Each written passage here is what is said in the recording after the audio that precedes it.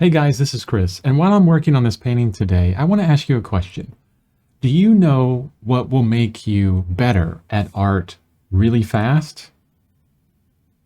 Challenges. Challenges are what can help us get better at art really fast. Now, this is a little bit different than most people think. Most people think, hey, you want to avoid challenges, but the opposite is actually true. If you look at any great artist in history or any great person in history that has achieved great things and maybe changed the course of the human race, they've had a lot of challenges in their history. They've had a lot of challenges in their life that has allowed them to grow and become great. It's the challenges that they have learned from. I like what Nicolaides says in his book, The Natural Way to Draw. He says, quote, "The faster you make your first 5,000 mistakes, the faster you will improve." Now, the challenges that we face as artists all the time is mistakes that result in bad paintings or bad drawings. Now, I want to put the term bad in quotes here because bad is really subjective, especially in art, because some bad paintings that I do that I call bad could be amazing to other people. So you just have to figure out what bad means to you.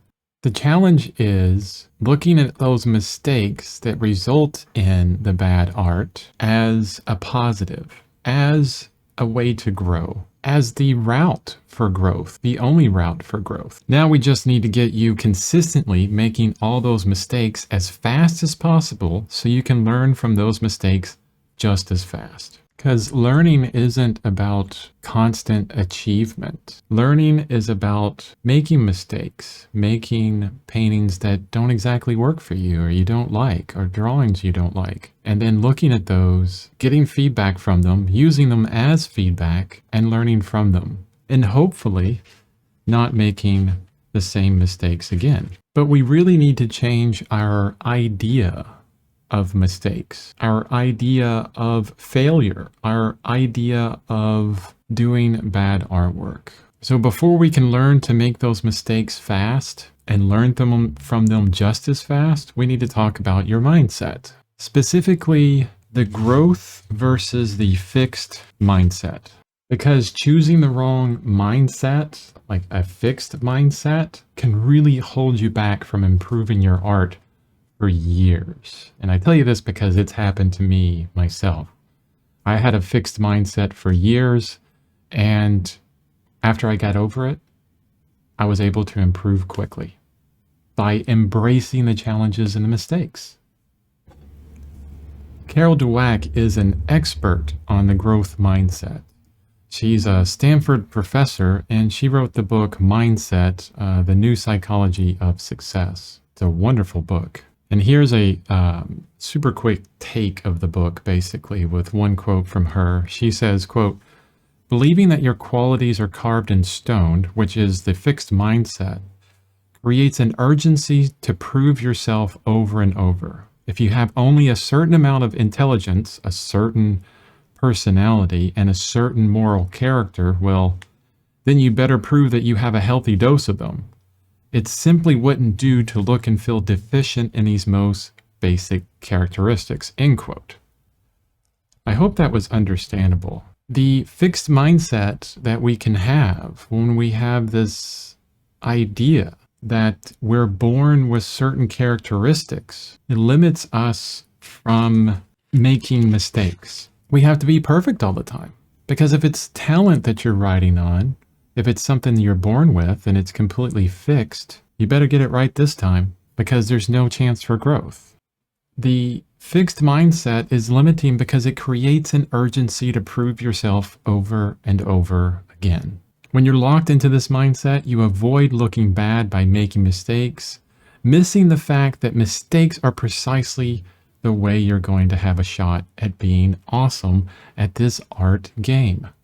We don't want to have a mindset that keeps us from making those mistakes. By embracing mistakes and challenges and the possibility of failure, you can grow and develop into the best version of yourself. It's a freedom that we can allow ourselves to have, a freedom from this idea that we were born this way, that we can't grow, we can't change. And it's interesting how that happens a lot with art and not with things like sports. And I think many people look at sports, look at athletes, and say, oh, yeah, they practice a lot.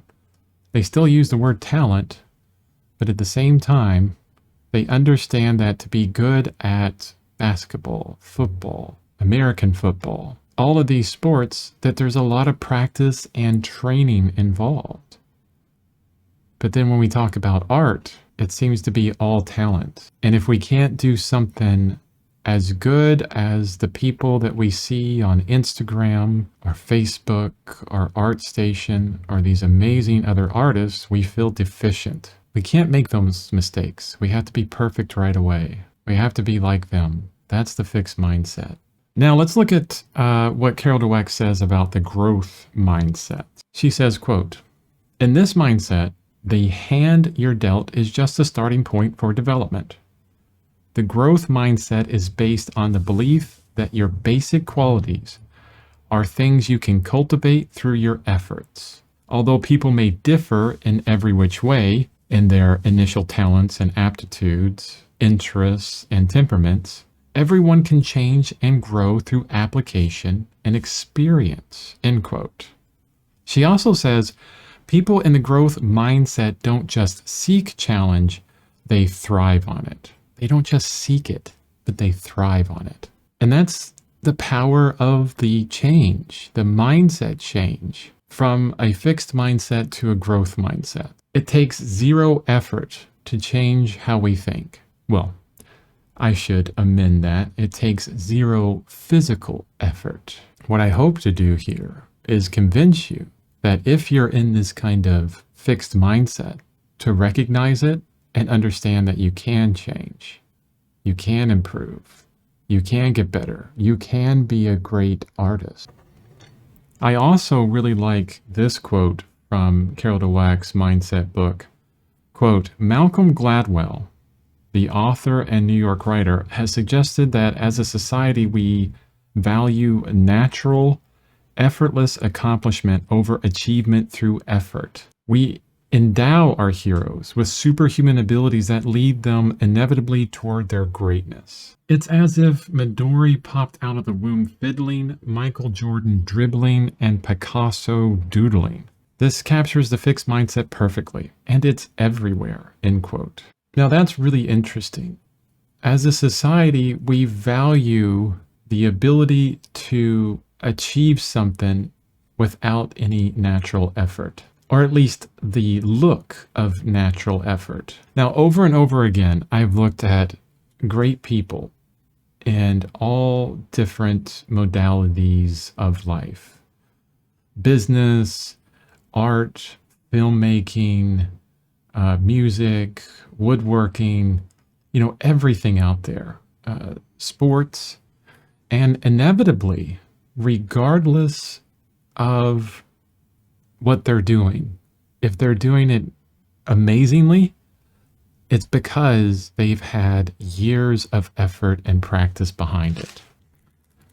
Anyone that is great at something has had a tremendous amount of mistakes and a tremendous amount of practice and effort put into doing it. That is across the board true. Look at the histories of any person that you admire, and you will find years of effort, sacrifice, challenges, mistakes, and growth. Now let's bring it back to all those darn mistakes in your artwork. Instead of seeing them as faults that make direct comments on your qualities as a person, begin seeing them as fuel for getting better. Remove the personal reflection from them. Because you painted a painting terribly and you hate it, doesn't mean that you're a terrible person or a terrible artist. Just the methods that you used for that painting are not as good as they could be, and you need practice. remove the personal connection to it. It is not a comment on who you are. It is just a comment on your methods and your training. Just because a painting you make or a drawing you make sucks doesn't mean that you suck. Your mistakes are signposts in this wonderful art journey, and they're telling you exactly what you need to work on next and get better at. They're these awesome, blinking, flashing lights saying, hey, Chris, that's what you need to fix. That's what you got to work on. Here you go. Let me show you what you need to work on. And the wonderful thing about art is no one has ever mastered it completely. Even the greatest masters of art out there that every artist looks up to would never say that they have plumbed the depths of art and all of its complexity and learned everything and there's nothing else to learn. Or maybe they would say that, but I would suggest that they're incorrect, that there's always a level, always another stage to get to, always something new and amazing to work towards. And that's why I love this art game. And I call it a game specifically because I have so much fun. So let's bring this back to you. How is your mindset? Seriously, you got to ask yourself this question. Do I have a fixed mindset or a growth mindset? Do I know that I can get better by just practicing? Do I welcome the mistakes and look at them as signposts for how to get better? Indications of what needs to be worked on? Or do I denigrate myself because I am so attached to the outcome that I think it's a direct comment on who I am as a person? How is your mindset? Are you living with a fixed mindset such that you think your art skill is fixed from birth? The talents that you have when you were born is all that you have and you will never get better than that? Or do you know that with consistent, patient, and persistent hard work, you can get better at and potentially great at drawing, painting, or anything art related, or anything not art related? Because I don't know if you've noticed, but everything I talk about here and in a lot of my videos can be applied to everything you do. My purpose is to help you become a better version of yourself, and that could be with painting, drawing, business, being a parent, being a spouse, being a mother, being a father, being a son, daughter. Mindset can affect everything. See, your mindset is the ultimate lens through which you see the world and yourself. So choose wisely. Fixed or growth. Choose that growth mindset. And to help you begin growing and leaning into challenges and seeing all the mistakes you make with your painting or drawing as indicators of how to get better and how to grow, I got a wonderful video right here that can help you spend more time doing your art and growing than preparing to do your art. So check that out. And as always, I hope you have a wonderful week. Keep creating.